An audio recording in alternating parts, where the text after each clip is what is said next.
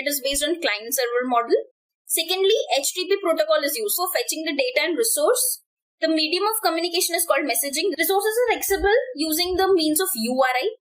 So this is the three important part of any RESTful web services. Resource, the URI to access resource, and the methods with which you are accessing the resource. So there are 6 methods, that is get, post, put, delete, option, and patch.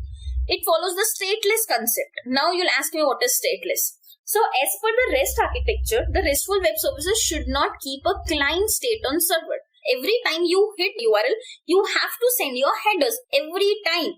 You don't expect that abhi 2 seconds pehle I hit with the ID 1, I expect the same thing.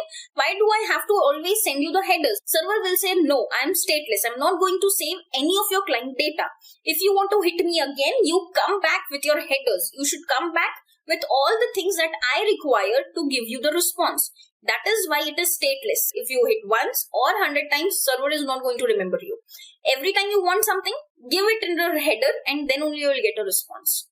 This restriction is called as statelessness. It is responsibility of client to pass its context to server, and then server can store this context to process the client's request further.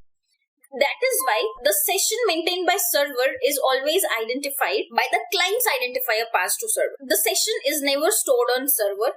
Session is always stored on client side, and every time you send from the client and then the server understand, oh, you were the one. So every time you have to send it.